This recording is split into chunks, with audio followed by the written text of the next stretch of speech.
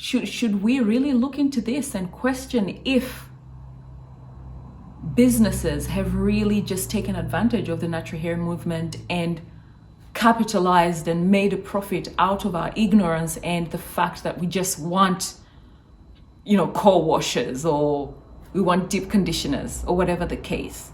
Hi everybody, today I have got 15 questions about the 30-day detox challenge. Now, disclaimer, before you even start watching this video, I am not somebody that has joined the Sesame Curls course.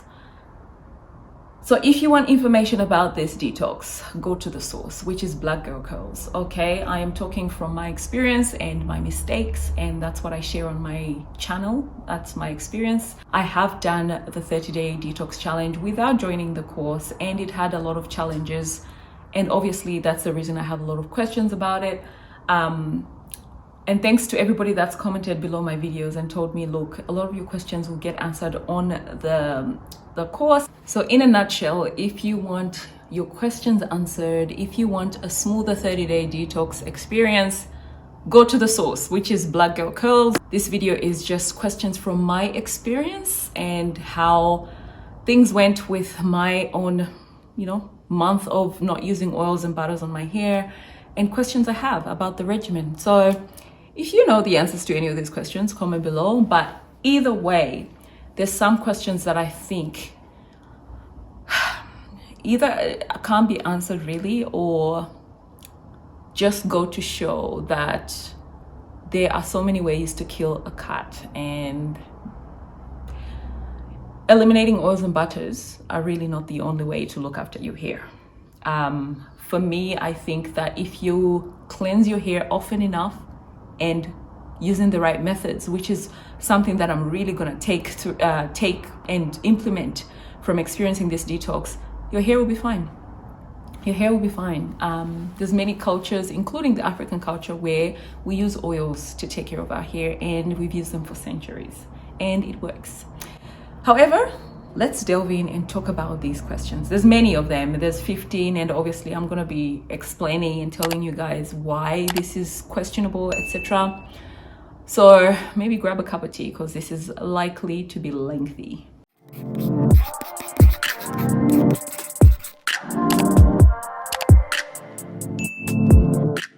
The first question I have is this 3-step process, which is cleanse, condition, and style, is this meant for all hair types and textures, or is this specific to textured hair or afro hair? And I ask this question because this is the very first time I have seen such emphasis on smoothing the cuticle, wrecking the hair and allowing for the cuticle to open up and hydration to go in. All my Caucasian friends just wash their hair, and some of them don't even condition, they just step out and go. And the question really here is is this just specific to us people with textured hair, because our hair is naturally dry, and the cuticle obviously has a different makeup. Number 2, why is washing our hair now the only way to rehydrate? And I ask this in all honesty because, as far as I know, and I've spoken about this in other videos, water is moisture. Moisture equals water. Hydration is water. We all know that. But moisture does not come only in the form of plain water, right? For example, this is a water-based product, so it will have water plus other things in it. And that begs to ask the question, why are we sort of suggesting that, the only way to hydrate the hair is by washing it, opening that cuticle, allowing the hydration to go in, and then continue on? Which leads me to the next question, which is, why are leave-in conditioners not good enough to rehydrate the hair or re-moisturize the hair? Because leave-in conditioners are water-based products. And yeah, they've got water in them and other things, and creams and aloe and whatever else is in there, and oils, etc. So it's like saying to a client that's dehydrated, look, only have water because that's all you need to hydrate. Yeah, water is what you need to hydrate, but they can also drink ORS or hydrolyte, because that will have electrolytes and water itself and other things to help them stay hydrated. So my belief is that you can actually rehydrate with products that are water-based. They've got water and other things, so they'll add hydration in your hair. And the reason why I'm putting across this question is also because they're sort of saying, I think someone made a comment sort of saying, you know, the reason you can't rehydrate midweek is because there's layers of product on your hair. So, you know, the hydration can't go in. And I'm like, wait a minute. How strong is this barrier up here of whatever products I have that water cannot penetrate? Is that barrier of all those layers of products, are they that detrimental that moisture will not go in at all? I question that a lot. And I also question that, and I'm very doubtful of like washing your hair being the only way to hydrate, because when you spritz water on your hair, or when you add, not water, when you add a leave-in conditioner to your hair, the hair starts to respond to hydration. It shrinks up, you can feel it getting wet, getting hydrated, etc. So it's not like the cuticle, for me, it's not like the cuticle is, you know, closed and shut in such a way that it's impossible to get moisture in there with just products. And yeah, this is a real question that I have, and I know a lot of naturals will have with regards to rehydration, because I mean, you know, if water can go through grease, because even if you put grease on your hair will still get wet, and we know that grease has got like petrolatum, etc. in it, so it does create a barrier on the hair, but still water will penetrate. And I understand the analogy that, you know, oil is water hating, or oils repel water, which means that they don't mix, which means that eventually the oils will sit on the hair and hydration will come and not be able to penetrate. If you mix water and oil, the oil always comes to the top. When you mix water and oil, no matter how much you mix it, the water always sits at the bottom and the oil sits on top. And yeah, I've never really seen the oil sitting at the base. Is the barrier that of the product on our hair that great that we absolutely can't rehydrate? And I speak especially for people that cannot wash every 7 days, myself inclusive. 14 days is the minimum I can do. I cannot wash every single week, every weekend. Dealing with this, you're kidding. You have got to be kidding me. No way. And the biggest challenge with my hair is detangling. I need a lot of time to detangle this hair, guys. No wonder I do protective styles, because I don't want to detangle it all the time. It's hard work. So yeah, if you can't rehydrate at 7 days, can you remoisturize and wait until you wash it on day 7 or day 14, or whenever it is that you wash? For setting the wash and goes, we're encouraged to use heat, and I'm questioning, how come all of a sudden we are not only using heat every 5 days, every 7 days, sit under a hooded dryer to set your wash and go, but we are also not using a heat protectant? I don't know, maybe I missed something. Is anybody using a heat protectant for this that I don't know about? But natural hair care 101, protect your hair each time you use heat. So yeah, that's a genuine question. Why is it so safe and all of a sudden not really an issue to not only use heat regularly, like every 5 days, but also to not have a leave-in heat protectant?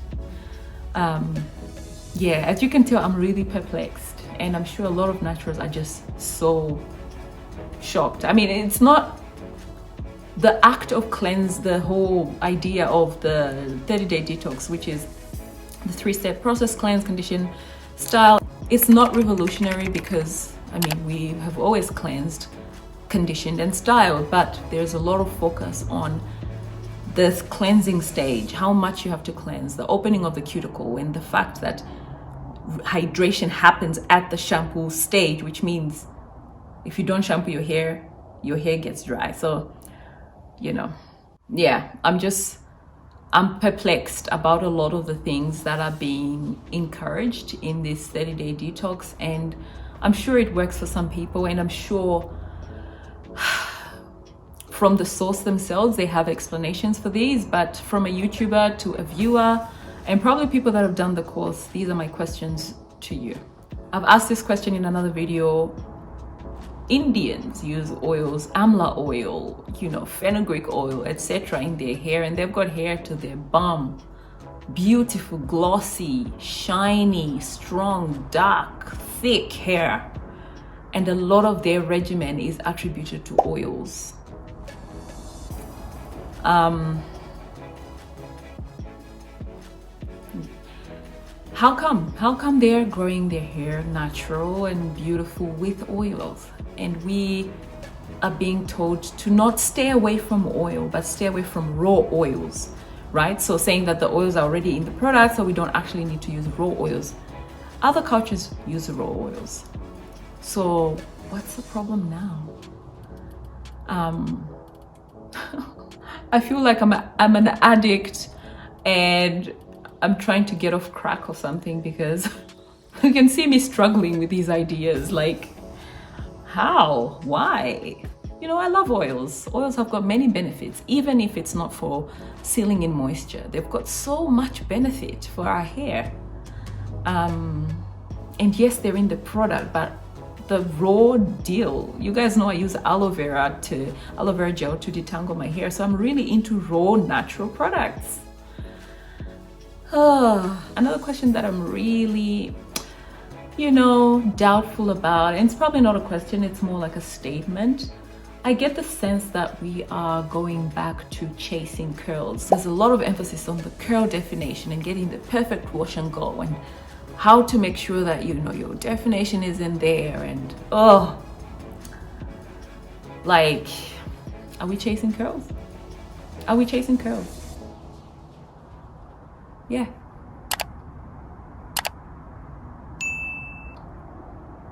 Yeah, it's a genuine question, and it would be nice to be honest with ourselves, because, you know, if we are chasing curls, and I hope we're not, it'll be like 2 steps backward, because we are at a stage where we are embracing our hair as Black women, as type 4 haired women, you know, embracing the frizz.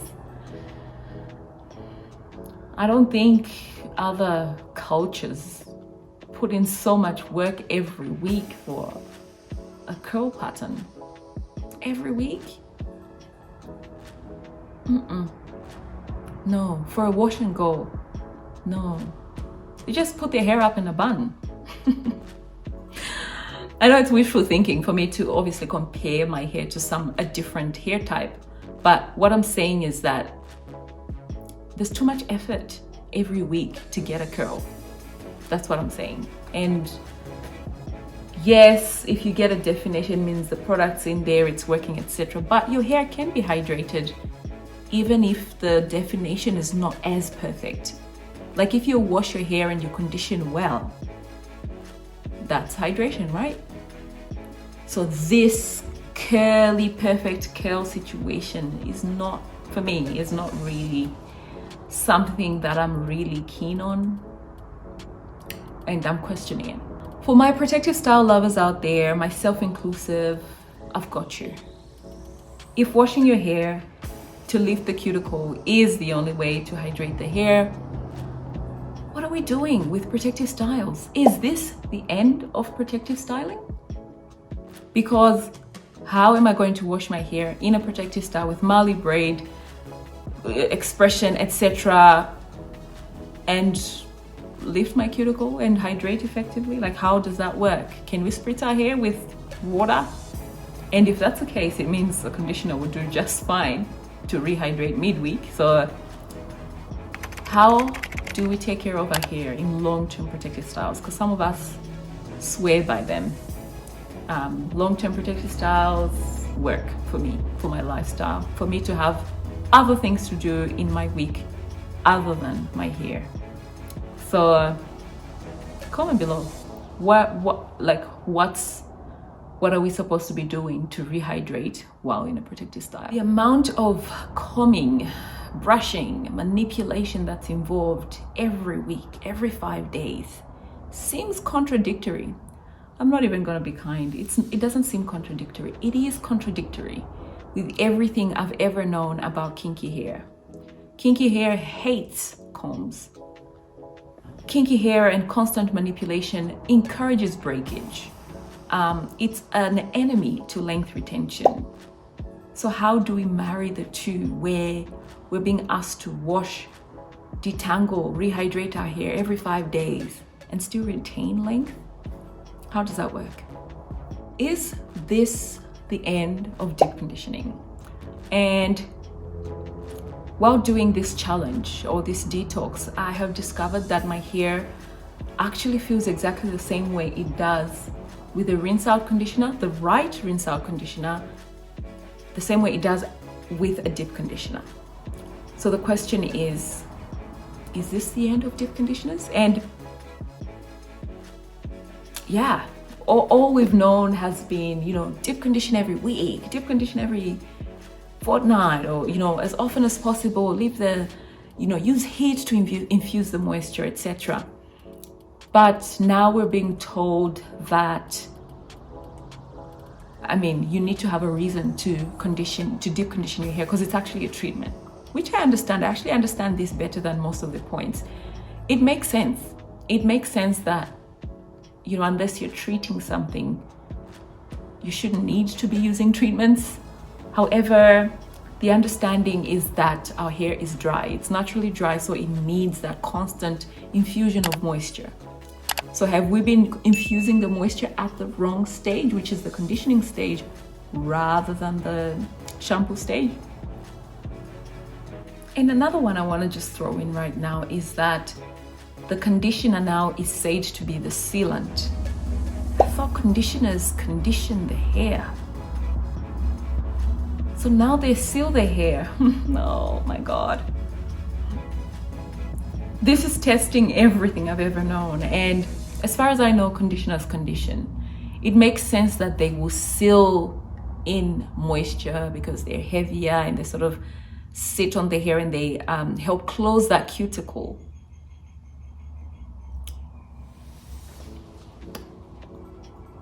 Yeah, have we been feeding on the wrong thing? Is that wrong? Are we saying that oils aren't sealants, or they're not as effective, or they're not as practical? Because obviously oils are being said to hinder remoisturization, right? So now we're sealing with conditioners, and I am struggling with that. Yeah, and slip, like, where is my slip? I'm sure there's products out there that have slip that qualify for this detox. However, the ones that I used, they didn't give me slip. Neither the conditioner, the rinse out conditioner, nor the styling gel. However, I would have to say the Not Today, I don't have it here, but Not Today leave-in conditioner was good. It gave me, something close to what I'm used to, and I really enjoyed that, having it in my hair and letting it sit. But where is the slipperiness in dealing with all these? Because I see lather at the shampoo stage. The conditioner I used lathered, and the gel had zero slip. It was the worst. I don't even know how people wreck their hair with that gel in. Another question I want to ask is, what if I don't want to use a styler? Is it okay to just leave your hair without anything, just after conditioning, after rinsing out the conditioner? Are we okay to just leave the hair like that? That's a question I want to ask. I know Caucasian people do that. Is that the advice, or must you have a styler? Because I know a lot of people, stylers are new. Like, for me, I don't really use stylers. I just use a leave-in conditioner and seal in with the butter and oil, and I'm done. So can we leave our hair productless if we don't want to use a styler? How come we can't feel hydration? This is from a girl that read the book, The Science of Black Hair. And a lot of what I read and learned from that book are being questioned. And someone said, look, a stylist didn't know how to take care of our hair then, and that's how come the natural hair community was born, and you know, we were figuring this out on our own, but now the stylists know, and they've been educated, and now they know how to take care of our hair. My thing is, I have learned how to take care of my hair and it's working. One. Number two, there are stylists that believe in oils and butters as well. There are people that have written books about oils and butters and these regimens that we use. The question is, how come all of a sudden we can't feel hydration? I think the hair is similar to a lot of things within the body. You can feel when your body is dehydrated, or when your skin is dehydrated, you can feel the dryness, it will start cracking up, etc. How come the hair is different? As far as I know, you can feel the difference when hair is dry and when hair is hydrated. But apparently it's not a feeling. You should just know. I mean, how do you know? Hair porosity. Irrelevant. Oh, yeah. So I've seen videos where people are saying, you know, porosity doesn't matter, you know. Yeah. And I'm questioning that as well. Like, porosity, I think, is fact. You know, your hair will absorb water and your cuticle will react differently at different stages. And yes, you might have different porosities in different sections of your hair, but that doesn't mean porosity should be shelved. I think it's useful. Which brings me to the next point, which is hair typing. Apparently the hair typing system is rubbish. It doesn't matter what, you know, you should, don't, the way you care for hair should be the same. And I'll say it right straight up, I beg to differ. I think it should be different because the texture is different. The needs will be different. And yes, the type 4, type C, type 4, type 3, type 2, etc. typing system might not be perfect, but it has given us guidance to allow us to understand what we're dealing with. And I think Green Beauty kind of talks about this, and she also is not very pleased with the current typing system. It's not perfect, but you know, I don't think that means that we should not use it anymore. And finally, I have seen commentary saying that brands and manufacturers create products based on what the people want. And initially I was resistive to this because I was like, what do you mean? You know, I'm sure there's dodgy brands out there, but I think a lot of people actually want to feel a need, and you know, they want your hair to be hydrated, they want you to take care of your hair, etc. But you know, it makes sense that brands will just push, you know, products that they know are either trending or, you know, fulfilling a need that we want. So they'll produce products or manufacture products based on what we want, which is true. It doesn't necessarily mean that's what we need or that's what's required for our hair. So it's a good point. But in saying that though, I think there are still some people that actually create products that are aimed to help us take care of our hair. Unfortunately, for each individual, a lot of these things are trial and error. Even for the detox, 30-day detox, not all products will work for everybody. So a lot of the times products are a trial and error thing. But yeah, should we really look into this and question if businesses have really just taken advantage of the natural hair movement and capitalized and made a profit out of our ignorance and the fact that we just want, you know, co-washers or we want deep conditioners or whatever the case? Should we revisit the fact that maybe we actually don't need ABCD, and what our hair actually needs is ABCD? And the bonus I'm just going to throw in here is single strand knots. This is a remedy for single strand knots. I'm sure my hair will need a trim after the amount of wash and goes I've done during this detox challenge. So many. And my hair in its curly state, yeah, the knots are in there. And I hear there's techniques that they teach you in the Sesame Curls course where they teach you how to style the hair and, you know, form the curl so that you've got less single strand knots. Manipulation period encourages single strand knots. Washing, detangling especially. So yeah, I think it's not just at the styling phase. At every manipulation, you are prone to encourage single strand knots because your hair is highly textured.